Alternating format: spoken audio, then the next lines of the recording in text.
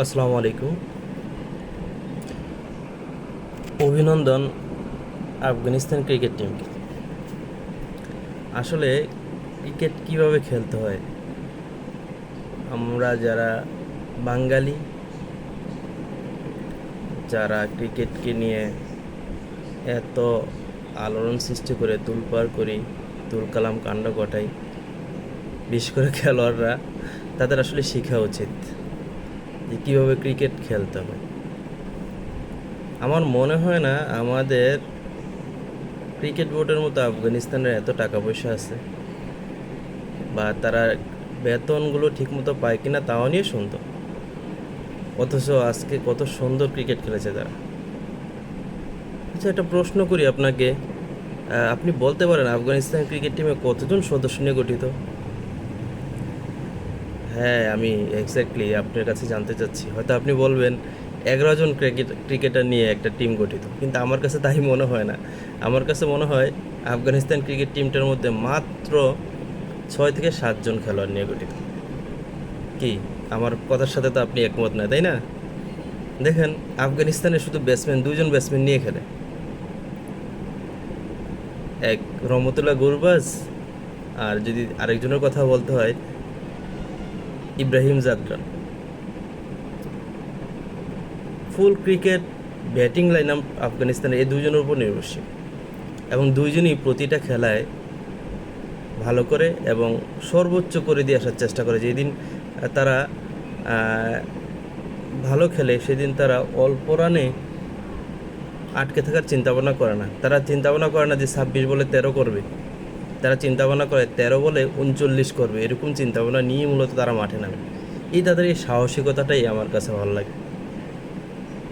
এবং আর আর যদি বলি যে আর কি, আর কিছু কয়েকজন বলার, রশিদ খান বলতেই হয় তার নামটা, তারপর ফজল হক ফারুকি, তারপর আসগর। তো মূলত ওমর জাই, এই যে বলারগুলো, এরাই মূলত ম্যাচ গড়ে দিয়ে যায়, যেটা বাংলাদেশে নাই বললেই চলে। বাংলাদেশে কিছু বলার আছে, তারা ভালো করে, আলহামদুলিল্লাহ, তারা যথেষ্ট পরিমাণ ভালো করে। আমাদের ব্যাটসম্যানদের গড়পড়তা পারফরমেন্সের কারণে মূলত আমরা ম্যাচগুলো হেরে যাই। আমরা কি করি, একটু ঠুক ঠুক ঠুক টুক করি, তারপর একটু উঠাই দিয়ে আশা করি, বাস আমার দায়িত্ব শেষ। 26 বলে 13 করেছি, একটা জুটি হয়েছে, আলহামদুলিল্লাহ, আমার দায়িত্ব শেষ। আমি আগামী 20-25 ম্যাচ এভাবেই খেলতে পারব। আমি বুঝি না এতটা নির্লজ্জ ক্রিকেট বোর্ড কীভাবে হয়। একজন তো আছে শুধু ক্যাসিনো নিয়ে, ওনার নামটা নাই বলি, ওনার ক্রিকেটীয় জ্ঞান আছে বলে আমার মনে হয় না।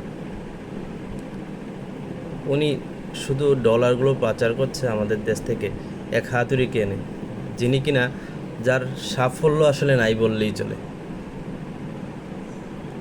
আমার দেশে এত ভালো ভালো কোচ থাকতে কেন এই কোচটাকে নিয়ে আসতে হবে, যার কোনো সফলতা নাই, সাফল্য নাই? ওনার সাফল্য শুধু এতটুকুই, সফলতা শুধু এতটুকুই, যেই দেশে উনি গিয়েছেন ওখানে ক্রিকেট বোর্ডটাকে ধ্বংস করে দিয়ে আসছেন। ওনার নিজের দেশ থেকে তো ওনাকে বিতাড়িত করেছেন। আমি আশা করি বাংলাদেশের ক্রিকেটের স্বার্থে যারা বড় বড় কর্তা, কারণ এই ক্রিকেট বোর্ড আমাদের দেশ, আমাদের একটা সময় মনে হতো যে আমরা আসলে জেতার জন্য খেলছি, এবং আমরা যে কোনো দেশকে হারাতে পারবো। যখন পঞ্চপাণ্ডব ছিল, একটা ধারা ছিল, ধারাবাহিকতা ছিল, ভেবেছিলাম যে আমরা জিততে পারি, যে কোনো দেশকে হারাতে পারবো। কিন্তু এখন ইদানিং মনে হয় একটা ছোট দেশের সাথে খেলতে গেলেও মনে হয় কি আজকে কি আমরা জিতবো? আজকে কি শেষ বলে 6 মেরে জিততে হবে?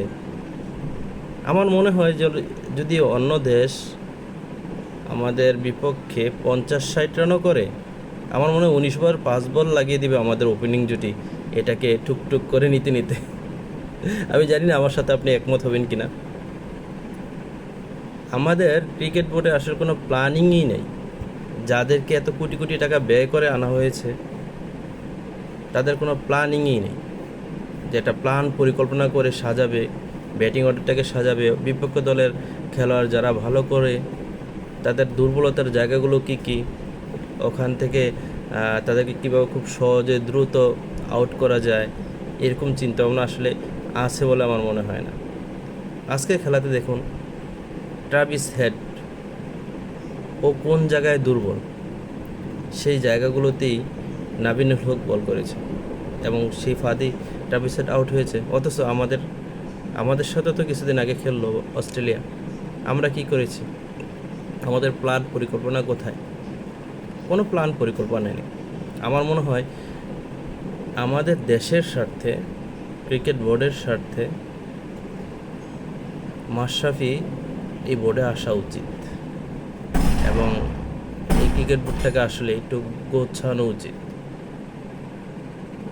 কিছু খেলোয়াড় আছে যারা আসলে তারা এখন আর পারফর্ম করা লাগে না। যদি বলেন যে পারফর্মার অভাব, আসলে অভাব না, আমরা তাদেরকে যথেষ্ট পরিমাণ সুযোগ দিই না। যদি আমরা সুযোগ দিতাম, দাসের মতো এবং সৌম্য সরকারের মতো যদি তারা সুযোগ পেত, তাদের বাংলাদেশ ক্রিকেট বোর্ড আরও বেশি, ক্রিকেট বোর্ড এবং ক্রিকেট টিম আরও বেশি উন্নত হতো এবং আমরা আরও যথেষ্ট পরিমাণ ভালো কিছু ম্যাচ পেতাম দেখতে। যাই হোক, আমরা আশাবাদী যে ভবিষ্যতে বাঙালি আরও ভালো কিছু করবে, সেই আশা ব্যক্ত রেখে আজকের জন্য এতটুকুই। আসসালামু আলাইকুম, ভালো থাকবেন।